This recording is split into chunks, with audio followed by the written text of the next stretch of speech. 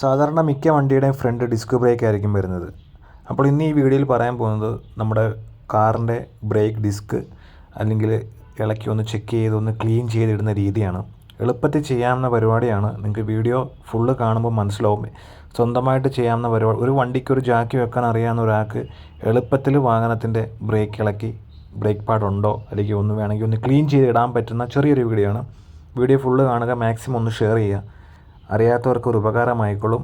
Video ഇതിനെപ്പറ്റി അറിയാവുന്നവർ video skip ചെയ്യുക.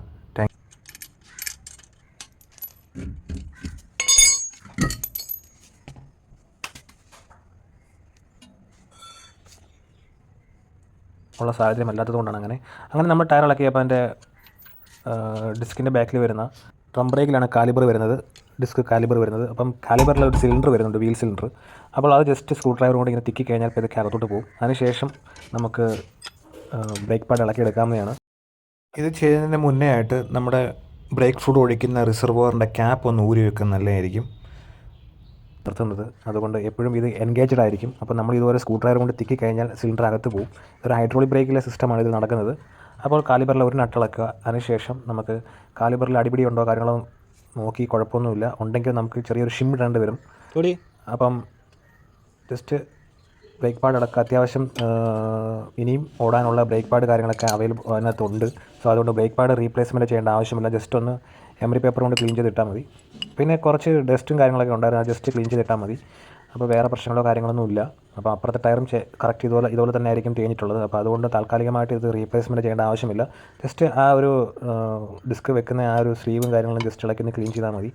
വേറെ പ്രത്യേകിച്ച് കാര്യങ്ങളൊന്നും ചെയ്യേണ്ട ആവശ്യം വരുന്നില്ല. മെയിൻ ഇമ്പോർട്ടൻറ്റ് എൻജിൻ്റെ ജോയിൻറ്റ് മാറ്റേണ്ട ഒരു സാഹചര്യം ഉറപ്പായിട്ടുണ്ട്.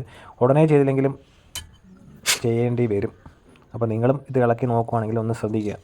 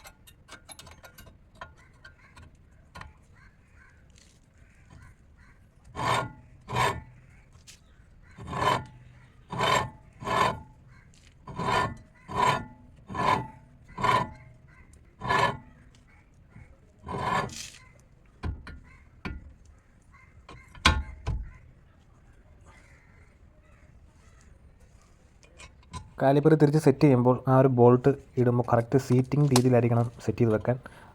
സ്ക്വയർ ടൈപ്പ് ആയിട്ടായിരിക്കും ഒരു സീറ്റിംഗ് വരുന്നത്. കറക്റ്റ് സീറ്റിംഗ് വെച്ചിട്ട് ഇതുപോലെ എന്നിട്ട് വേണം ടൈറ്റ് ചെയ്യാൻ. അപ്പം ഈ ഒരു ഡിസ്കിലോ കാര്യങ്ങളോ എന്തോ അടിപിടിയോ കാര്യങ്ങളോ ഇല്ല, അപ്പോൾ ഷിം ഇടേണ്ട ആവശ്യം വരുന്നില്ല. അപ്പോൾ ഇനി അപ്പുറത്തെ സൈഡ് ഇളക്കുമ്പോൾ അറിയാം അവിടെ അടിപിടിയുണ്ട്.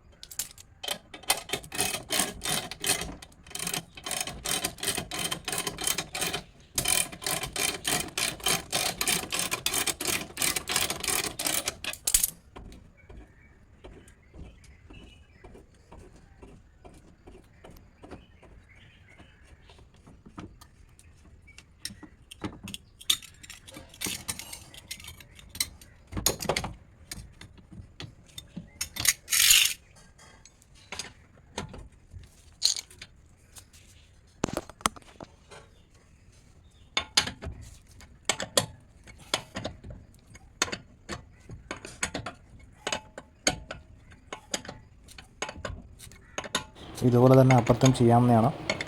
അപ്പോൾ ഞാൻ ഒരു സൈഡ് മാത്രമേ വീഡിയോയിൽ എടുത്തിട്ടുള്ളൂ. അപ്പോൾ മറ്റേ സൈഡും നിങ്ങൾക്ക് ഇതുപോലെ തന്നെ ചേഞ്ച് ചെയ്യുകയോ അല്ലെങ്കിൽ ക്ലീൻ ചെയ്തിടുകയോ ചെയ്യാവുന്നതാണ്. അപ്പോൾ ഈ വീഡിയോ ഇഷ്ടപ്പെടുന്ന വരുന്നു. മാക്സിമം ഒന്ന് ഷെയർ ചെയ്യുക. അറിയാൻ വയ്യാത്തവർക്ക് ഉപകാരമായിക്കോട്ടെ. നന്ദി, നമസ്കാരം.